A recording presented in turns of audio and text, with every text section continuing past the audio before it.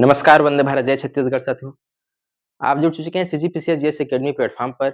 आज की सेशन में मैं जितेंद्र साहू आपका बहुत-बहुत स्वागत करता हूं। साथियों, हम लोगों की चल रही है छत्तीसगढ़ की ऑब्जेक्टिव सीरीज, जिसमें हम 3-4 क्लास जो है वो हम लोगों की ऑब्जेक्टिव हो चुकी है।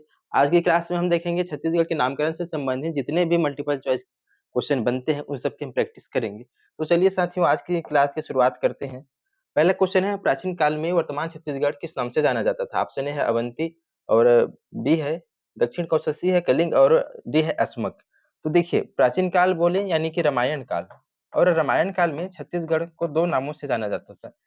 पूरे छत्तीसगढ़ को वर्तमान के छत्तीसगढ़ यानी कि कहा जाए तो छत्तीसगढ़ और दूसरा बस्तर। तो रामायण काल में छत्तीसगढ़ को दक्षिण कौशल के नाम से जाना जाता था और बस्तर को दंडकारण्य के नाम से जाना जाता था। ठीक है भाई, तो इस तरह से सही आंसर जो निकल कर आता है वो दक्षिण कौशल। ठीक है, चलते हैं अगले क्वेश्चन की ओर। रामायण के अनुसार दक्षिण कौशल के राजा कौन थे? देखिए, तो कौशल 2 कौशल थे।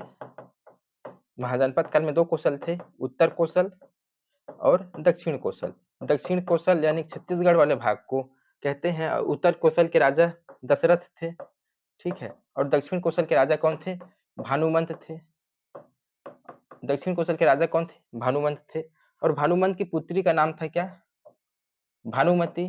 विवाह के बाद इनका नाम बदल कर क्या हो गया? कौशल्या हो गया। भानुमंत की पुत्री का नाम कौन क्या था भाई? भानुमति। और विवाह के उपरांत इनका नाम बदल कर कौशल्या हो गया। और भानुमंत की पुत्री कौशल्या, इनका विवाह होता है उत्तर कौशल के राजा दशरथ के साथ। और जो भानुमंत है, इनका उत्तराधिकार न होने के कारण यह छत्तीसगढ़ वाला क्षेत्र यानी कि दक्षिण कौशल वाले क्षेत्र भी दशरथ को मिल जाता है। ठीक है, तो इतने फैक्ट यहाँ से हम याद रखेंगे। तो क्वेश्चन को अगर हम हल करें तो रामायण के अनुसार दक्षिण कौशल के राजा कौन थे? तो दक्षिण कौशल के राजा कौन थे भाई? Bhanumant, option number B.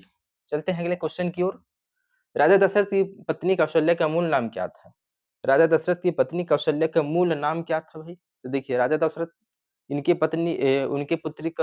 पत्नी कौशल्या था। ये कौशल्या जो है वो भानुमंत की पुत्री थी और इसी उनके पिता के नाम पर, भानुमंत के नाम पर, इनका नाम क्या था? भानुमति।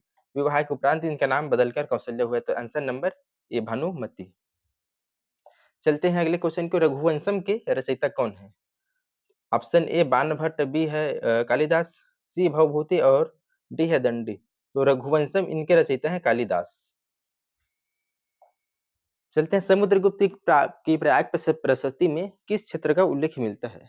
समुद्रगुप्त की प्रयाग प्रशस्ति है, इनमें किस क्षेत्र का उल्लेख मिलता है? तो आइए इसको थोड़ा हम डिटेल में जाने। तो समुद्रगुप्त यानी कि कहा जाए तो गुप्त काल। गुप्त काल में छत्तीसगढ़ को दक्षिणापथ कहा जाता था, दक्षिणापथ, और बस्तर को महाकांतार कहा जाता था।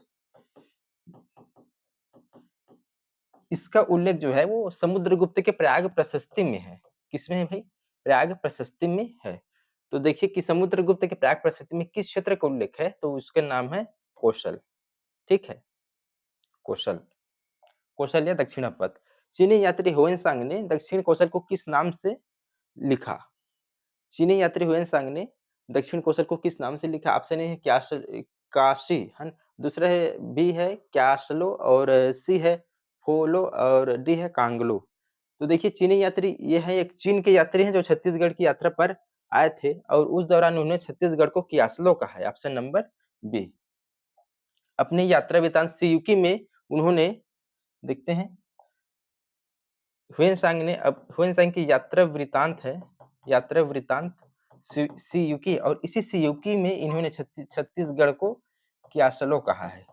ठीक है भाई, इस बात को आप यहाँ से याद रखेंगे। छत्तीसगढ़ शब्द का सर्वप्रथम साहित्यिक प्रयोग किसने किया? ऑप्शन ए है गोपाल मिश्र, बी है दलपत राव, सी है रेवाराम और डी है ब्लंट।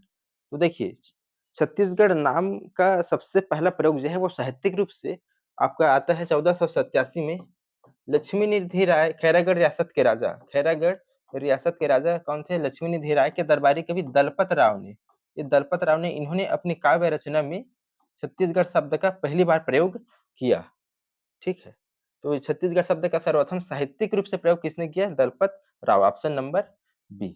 चलते हैं अगले क्वेश्चन की ओर। छत्तीसगढ़ के प्रथम आधुनिक इतिहासकार माने जाते हैं। ऑप्शन ए हीरालाल, बी है रेवाराम, सी कनिंघम और बी है वाजपेयी। तो देखिए, छत्तीसगढ़ के आधुनिक इतिहासकार माने जाते हैं आपका रेवाराम को। ठीक है भाई, रेवाराम को छत्तीसगढ़ के आधुनिक इतिहासकार माने माने जाते हैं। इन्होंने छत्तीसगढ़ के नामकरण से संबंध में अपने मत दिए हैं। महाकौशल की अवधारणा किस इतिहासकार ने दी है? ऑप्शन ए है हीरालाल, बी है कृष्णदत्त वाजपेयी, सी है कनिंघम और डी है ब्लंट। तो देखिए, महाकौशल की अवधारणा जो है, इसके बारे में अगर हम बात करते हैं तो कृष्णदत्त वाजपेयी बताते हैं कि छत्तीसगढ़ जो है वो विदर्भ क्षेत्र के अंतर्गत आता था और यह क्षेत्र बहुत बड़ा हो जाने के कारण इनको महाकौशल कहा जाने लगा। ऐसा प्रोफेसर कृष्णदत्त वाजपेयी का मानना है। कृष्णदत्त वाजपेयी, तो सही आंसर जो होगा वो ऑप्शन नंबर बी। छत्तीसगढ़ शब्द की उत्पत्ति जो है वो उत्पत्ति छत्तीसगढ़ से हुई है, यह मत किसका है? तो छत्तीसगढ़ किस छत्तीसगढ़ शब्द की उत्पत्ति छत्तीसगढ़ से हुई है, यह मत किसका है? ऑप्शन ए है कनिंघम, बी है हीरालाल, सी है ब्लंट और डी है ह्यूएन आइए इनके संदर्भ में कुछ बातें देखते हैं हम। तो देखिए, महाजनपद काल की बात है और महाजनपद काल में एक महाजनपद आता है आपका चेदी महाजनपद, ये अभी मध्य प्रदेश में है, चेदी महाजनपद। तो चेदी महाजनपद इस काल में चेदी महाजनपद के काल में छत्तीसगढ़ को चेदिसगढ़ कहा जाता था, चेदिसगढ़। और इसी चेदिसगढ़ शब्द से छत्तीसगढ़ शब्द की उत्पत्ति हुई है, ऐसा कहते हैं आपके हीरालाल। कौन कहते हैं भाई? हीरालाल।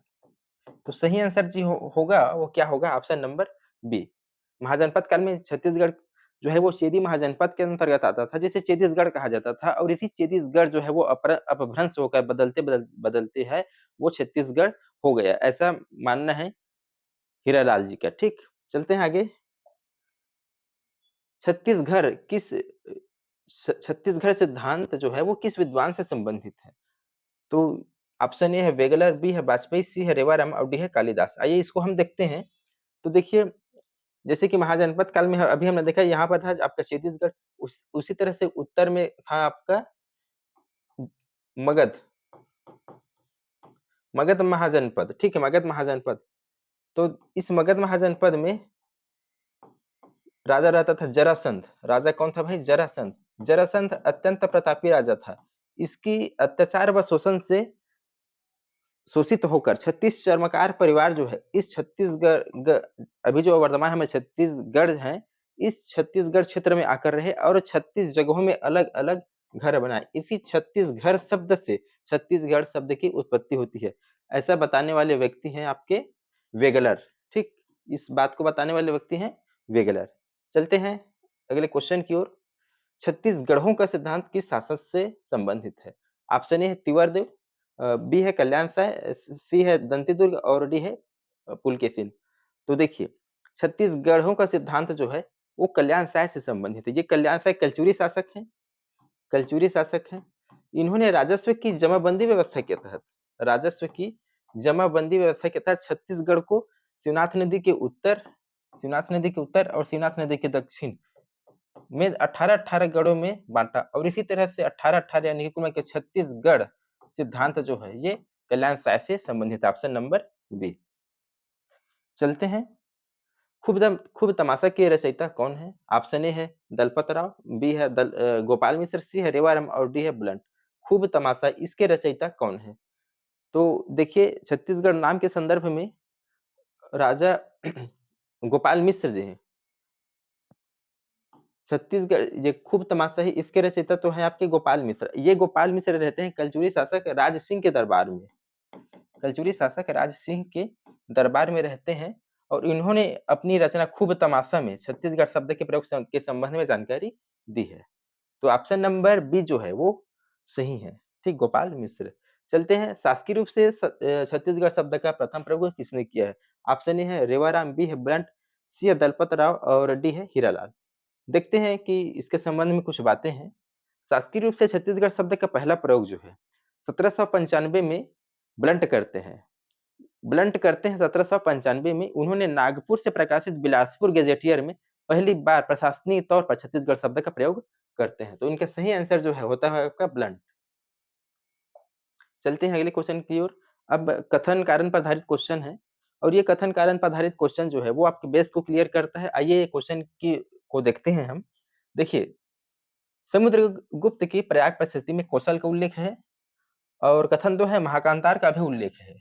समुद्रगुप्त यानी कि कहीं न कहीं गुप्त काल से संबंधित बात कर रहे हैं और गुप्त काल में समुद्रगुप्त की एक राजा होते हैं, उनके जो लेख हैं वो है आपके प्रयाग प्रशस्ति। प्रयाग प्रशस्ति में उन्होंने छत्तीसगढ़ वाले क्षेत्र को छत्तीसगढ़ को दक्षिणापथ या कौशल कहते हैं, दक्षिणापथ या कौशल, और जो बस्तर क्षेत्र है इसको कहते हैं आपका महाकांतार, ठीक, महाकांतार। तो ये सब जिस चीज का उल्लेख जो है वो किसमें मिलता है? समुद्रगुप्त की प्रयाग प्रशस्ति में, यानी कि कथन 1 भी सही है आपका, कथन 2 भी सही है। कुल मिला के ऑप्शन नंबर सी। चलिए, ह्वेनसांग ने दक्षिण कौशल को क्यासलो कहा, उसने इसे कलिंग के उत्तर पश्चिम में बताया। ह्वेनसांग कौन है? चीनी यात्री हैं और वो छत्तीसगढ़ क्षेत्र में आते हैं और उन्होंने अपने यात्रा वृत्तांत में छत्तीसगढ़ को क्यासलो कहते हैं और ये भी बताते हैं कि छत्तीसगढ़ का विस्तार जो है वो उत्तर कलिंग के उत्तर पश्चिम में है। इस तरह से हम लोगों का दोनों आंसर जो है वो सही हो, दोनों कथन जो है वो सही होता है, ऑप्शन नंबर सी। चलते हैं अगले क्वेश्चन की ओर। क्वेश्चन नंबर 17, कृष्णदत्त वाजपेयी ने महाकौशल सिद्धांत दिया। उन्होंने दक्षिण कौशल को प्रारंभ में विदर्भ का माना। ठीक है, ये स्टेटमेंट आपको क्लियर हो गया होगा। अगर आपने पहले जो हमने प्रश्न किए उनको ध्यान से उनके फैक्ट को सुनना होगा तो। एक प्रोफेसर कृष्णदत्त वाजपेयी आते हैं, उन्होंने छत्तीसगढ़ को विदर्भ का क्षेत्र मानते हैं और बाद में इनका क्षेत्र जो है बहुत बड़ा हो जाने की वजह से इनको महाकौशल कहा गया है, ऐसा कहते हैं कृष्णदत्त वाजपेयी। तो देखते हैं कि कृष्णदत्त वाजपेयी ने महाकौशल का सिद्धांत दिया, तो बिल्कुल दिया और इन्होंने दक्षिण कौशल को प्रारंभ में विदर्भ का माना, तो माना, ठीक है। यानी कि आंसर नंबर सी, दोनों कथन जो है वो सही है। चलते हैं 18 क्वेश्चन की ओर। हीरालाल ने छत्तीसगढ़ सिद्धांत दिया, उन्होंने छत्तीसगढ़ की राजधानी भांदक मानी, ठीक। तो हीरालाल जी ने चेदी महाजनपद के अंतर्गत छत्तीसगढ़ नाम दिया छत्तीसगढ़ को और छत्तीसगढ़ इसकी राजधानी भांदक थी, ऐसा उन्होंने कहा। तो इस तरह से दोनों कथन जो है वो हम लोगों का सही है। दलपतराव खैरागढ़ के दरबारी कवि थे, ये खैरागढ़ है। दलपतराव खैरागढ़ के दरबारी कवि थे, उन्होंने खूब तमाशा लिखा। तो दलपतराव खैरागढ़ रियासत के राजा कौन थे? लक्ष्मी निधि राय, इनके दरबारी कवि कौन थे? दलपत राव। और दलपत राव ने अपनी रचना में, काव्य रचना में छत्तीसगढ़ शब्द का उल्लेख किया साहित्यिक तौर पर। तो पहला कथन तो सही है, लेकिन खूब तमाशा इन्होंने नहीं लिखा। खूब तमाशा इन्होंने राजसिंह के दरबारी कवि गोपाल मिश्र जो है वो लिखते हैं। तो इस तरह से कथन नंबर 2 जो है वो हम लोगों का गलत हो जाता है। यहाँ ओनली कथन नंबर 1 जो है वो सही होता है। ठीक है, चलते हैं अगले क्वेश्चन की ओर। दक्षिण कौशल का उल्लेख रामायण में मिलता है और राजा भानुमंत दक्षिण कौशल के शासक थे। ठीक है, ये स्टेटमेंट आपको क्लियर हो गया होगा क्योंकि कौशल के 2 भाग थे, उत्तर कौशल, दक्षिण कौशल। दक्षिण कौशल के राजा थे भानुमंत, ठीक? और उस ये और दक्ष रामायण काल में दक्षिण कौशल को छत्तीसगढ़ को दक्षिण कौशल कहा गया है, ठीक है? तो इस तरह से ये कथन भी सही है और ये रीज़न भी सही है, यानी कि दोनों सही है। दोनों सही है तथा सही व्याख्या करता है ऑप्शन नंबर ए। चलते हैं, छत्तीसगढ़ शब्द का सर्वप्रथम जो है वो प्रशासकीय प्रयोग ब्लंट ने किया और रीज़न है कि ब्लंट ब्रिटिश अधिकारी थे। जी, बिल्कुल सही है, कथन तो सही है, इनके कारण भी सही है, यानी कि दोनों सही हैं। 1795 में करते हैं, कौन करते हैं? मिस्टर ब्लंट नागपुर से प्रकाशित बिलासपुर गैजेटियर में छत्तीसगढ़ शब्द का पहली बार प्रशासनिक प्रयोग, ठीक? तो दोनों सही हैं आपके। ब्लंट ब्रिटिश अधिकारी थे। चलते हैं 22वां क्वेश्चन को। छत्तीसगढ़ सिद्धांत कल्याण साय से जुड़ा है। उन्होंने 36 दुर्गों की जमाबंदी कराई थी। ठीक है, तो कल्याण साय कलचुरी शासक थे और शिवनाथ नदी के ऊपर 18 गढ़ और नीचे 18 गढ़, कुल मिला के 36 गढ़। ये काम उन्होंने राजस्व की जमाबंदी व्यवस्था के तहत किया था। ठीक है, तो इसको कथन को देखते हैं हम कि छत्तीसगढ़ सिद्धांत कल्याण साय से जुड़ा है। उन्होंने दुर्गों की जमाबंदी कराई थी। इस तरह से दोनों सही है तथा रीजन जो है वो सही व्याख्या करता है। अब देखते हैं, हुएन ने दक्षिण कौशल को क्यास्लो कहा। वह फायान का समकालीन था। देखिए, ह्वेन सांग कौन है? ये है चीनी यात्री और फाहियान जो है इससे पहले आए आए थे, है ना? तो दोनों समकालीन नहीं हैं। पहले फाहियान आते हैं, उसके बाद ह्वेन सांग आते हैं। तो समकालीन नहीं है। इस तरह से कथन तो सही है, ठीक है। लेकिन रीजन जो है वो क्या है, गलत है। चलते हैं अब मैच द फॉलोइंग। तो देखिए सही जोड़ी मिलाना है हमें। हीरालाल छत्तीसगढ़ को छत्तीसगढ़ कहते हैं। वाजपेयी जी है ये छत्तीसगढ़ को महाकौशल कहते हैं। वेगलर जो है ये छत्तीसगढ़ कहते हैं, और कनिंघम जो है वो छत्तीसगढ़ के विस्तार के बारे में बताते हैं। इस तरह से ए का 1, बी का 2, सी का 3 और डी का 4 सही सीधा-सीधा लाइन में मिलेगा, ठीक है। चलते हैं। निम्न में से किसने छत्तीसगढ़ शब्द का प्रयोग किया है? ऑप्शन ए दलपत राव, दूसरा है मतलब पहला है आपका दलपत राव, दूसरा गोपाल मिश्र, तीसरा रेवाराम। छत्तीसगढ़ शब्द का प्रयोग किसने किया है? तो दलपत राव भी करते हैं छत्तीसगढ़ शब्द का प्रयोग, गोपाल मिश्र भी करते हैं अपनी खूब तमाशा में, और रेवाराम भी करते हैं अपनी विक्रम विलास में। इस तरह से सभी 1, 2, 3 तीनों सही हैं, ठीक है। Option number D. दक्षिण कोसल की प्राचीन राजधानी किसे माना गया है? ऑप्शन ए है रतनपुर, और बी है श्रीपुर, सी है भांदक और डी है रायपुर। तो इसका सही आंसर जो है वो सी है, ठीक। महाभारत काल में दक्षिण छत्तीसगढ़ किस नाम से जाना जाता था? रामायण काल में जिस तरह से हमने जाना कि दक्षिण कोसल और दंडकारण्य, उसी तरह से महाभारत काल में छत्तीसगढ़ को प्राक कौशल और कांतार कहा जाता था, ठीक है। दक्षिण कोसल और दंडकारण्य, महाभारत काल में छत्तीसगढ़ को प्राक कौशल और कांतार कहा जाता था, ठीक। तो क्या नाम है भाई, दक्षिण छत्तीसगढ़ किस नाम से जाना जाता था? तो दक्षिण छत्तीसगढ़ जो हम प्राक कौशल या कौशल के नाम से जाना जाता था। Option number C. चलते हैं, गुप्त काल में दक्षिण छत्तीसगढ़ को क्या कहा जाता था? तो गुप्त काल में दक्षिण छत्तीसगढ़ यानी बस्तर को महाकांतार कहा जाता था, ठीक। निम्न में से कौन सा युग्म सही नहीं है? दलपत राव छत्तीसगढ़, गोपाल मिश्र खूब तमाशा, ब्लंट प्रशासकीय प्रयोग और कालिदास विक्रम विलास, ठीक। तो कौन सा युग्म सही नहीं है भाई? दलपत राव छत्तीसगढ़, गोपाल मिश्र खूब तमाशा, ब्लंट शासकीय प्रयोग, कालिदास विक्रम विलास ये सही नहीं है। विक्रम विलास रेवाराम जी का है, ठीक है। तो ऑप्शन नंबर डी ये सही नहीं है।